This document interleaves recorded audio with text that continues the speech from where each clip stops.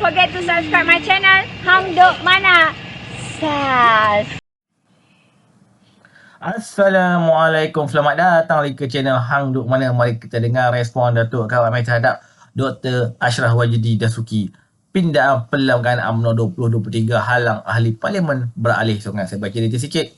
Ramai yang mungkin tidak menjadi termasuk pengasih politik, ahli akademik dan pembangkang bahawa Perlembagaan UMNO telah pun dipindah pada 13 Januari 2023 dalam Perhimpunan Agung UMNO KAS yang menghalang ahli parlimen UMNO bertindak mempelangi apa juga keputusan parti, termasuk merencai apa juga perkataan politik untuk menyokong seorang sebagai Perdana Menteri. Okey, mari tengok respon detail Datuk Kamal Amir. Dia akan kita komen macam biasa. Bagaimana pindaan perlembagaan UMNO. Banyak orang tak tahu ni Datuk sebenarnya. Betul. Orang bercakap tentang SD ini boleh digunakan, macam-macam lah orang boleh katakan. Tetapi menurut kenyataan Setiausaha Agung UMNO, Datuk Seri Ashraf Wajdi, dia kata bahawa ramai yang mungkin tidak menyedari, termasuk penganalisa politik ataupun ahli akademik dan pembangkang, bahawa perlembagaan UMNO telah pun dipindah tu pada 13 Januari 2023. Betul. Dalam Perhimpunan Agung UMNO KAS yang menghalang ahli-ahli Parlimen UMNO hendak bertindak membelakang apa jua keputusan parti, termasuklah menyertai apa juga pakatan.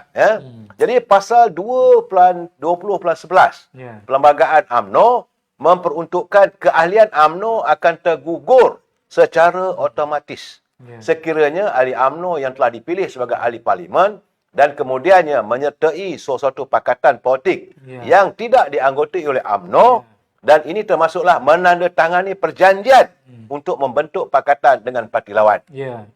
Jadi kesan daripada tergugurnya keahlian, maka Akta Anti Lompat Parti memperuntukkan bahawa kerusi ahli parlimen yang dibenangnya ini akan diisytiharkan kosong bagi membolehkan pilihan raya. Selain daripada itu, setiap ahli parlimen UMNO dan Barisan Nasional juga terikat dengan perjanjian dan aku janji yang ditandatangani di hadapan Pesuruhjaya sumpah bahawa mereka terikat dengan bond berjumlah 100 juta ringgit. Jadi sebarang pelanggaran menyebabkan mereka wajib membayar 100 juta ringgit.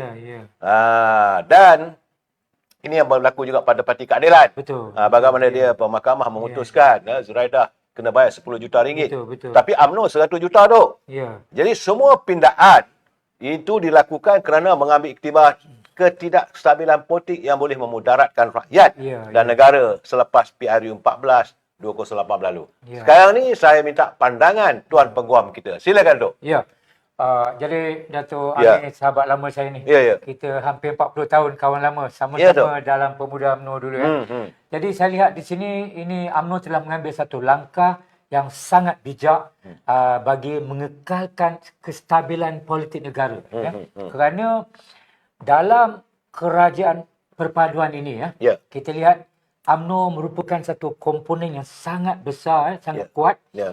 Dan kita lihat sebarang pergolakan dalam UMNO mampu menjejaskan kestabilan kerajaan perpaduan. Kan itu pindaan kepada perlembagaan UMNO yang menyebabkan mana-mana ahli parlimen UMNO yang tidak mengikut keputusan parti, maka gugurlah kursi dia jadi kosong dan akan diadakan pilihan raya lah. Dan kena bayar 100 juta tu. Dan bayar 100 juta. Jadi ini saya rasa satu langkah yang boleh menghindar mereka-mereka yang digoda. Digoda oleh broker-broker politik lah Saya lihat langkah Dubai ni sebenarnya adalah kerja-kerja broker politik.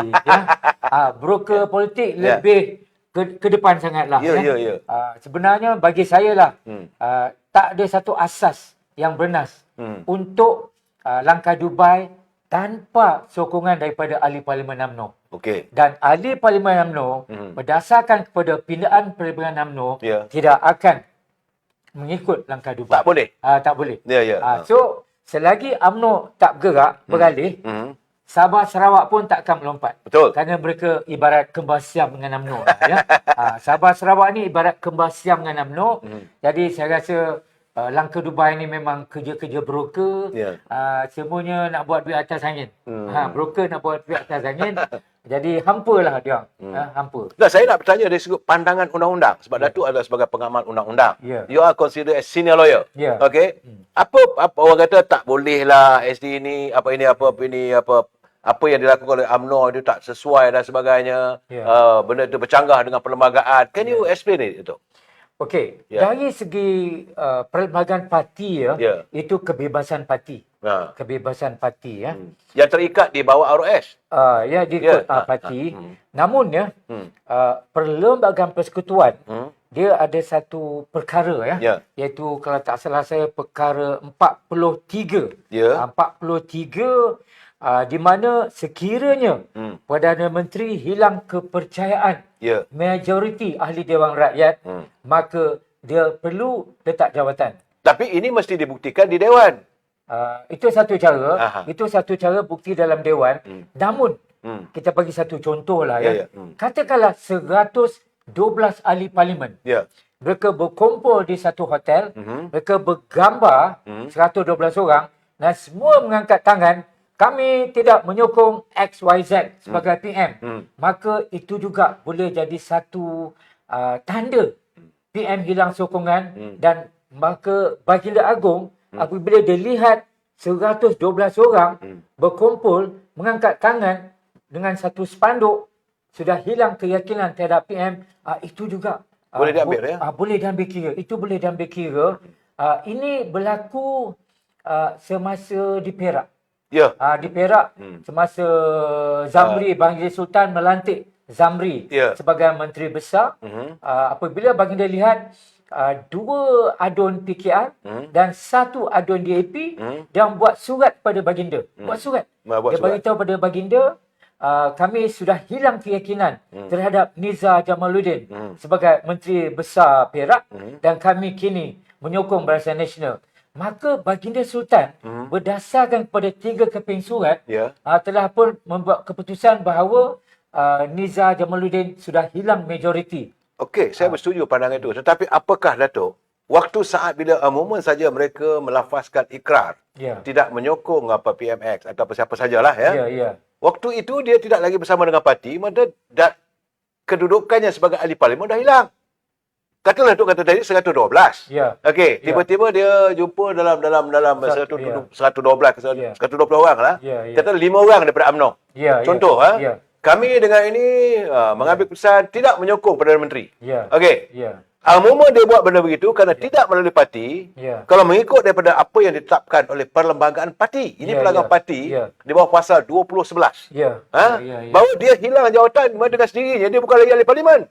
Artinya that absolute amount of numbers dah tak boleh dikira 112. Okey. Mungkin dengan ada pindaan ini, jadi apa yang berlaku di Perak dulu sebelum ada pindaan ini. Betul. Sebelum ada pindaan ini, maka dengan adanya pindaan ini, saya rasa langkah yang begitu takkan jadilah. Kerana adanya pindaan perlembagaan yang dibuat oleh UMNO yang dibuat pada 13 Januari 2023. Artinya okeylah kata sekarang ni mereka ahli parlimen. Okey. Sebab keputusan itu mesti dibuat mengikut keputusan parti. Okey, dia tak boleh lari daripada keputusan parti. Kalau dia tiba-tiba waktu itu tiba-tiba 5 orang lah katakan daripada 112 5 orang. Kami dengan ini menarik sokongan kepada ini. Waktu itu dia sudah gugur sebagai ahli parti. Dah gugur sebagai ahli parlimen. Datuk, dari segi undang-undang, saya bercakap dari segi undang-undang. Tolong Datuk explain kat saya. Saya lihat pindaan perlembagaan UMNO satu langkah yang boleh mengatasi taktik tukar kerajaan secara dilakukan tadi kerana apa yang berlaku di Perak sebelum berlakunya pindaan inilah. Itu sebab itu saya berkeyakinan. Kita saya baca detail sikit lagi. Pasal 2011 pelanggaran UMNO memperuntukkan keahlian UMNO akan tergugur secara automatik sekiranya ahli UMNO yang telah dipilih sebagai ahli parlimen dan kemudiannya menjadi sesuatu pekatan politik yang tidak diaguti oleh UMNO. Ini termasuklah menandatangani perjanjian untuk membentuk pekatan dengan parti lawan sekaligus bertentangan dengan pendirian parti. Kesan daripada tergugurnya keahlian, maka Akta Ahli Luar Parti memperuntukkan bahawa kerusi ahli parlimen yang dimenangi itu akan diisytiharkan kosong bagi membolehkan pilihan kecil diadakan. Yelah, harap dengan pelanggaran UMNO ni akan terhalang oleh parti lepas ni. Okey tuan-tuan, mari terus menyokong kerja Perpaudanan PMI Anwar Ibrahim. Assalamualaikum.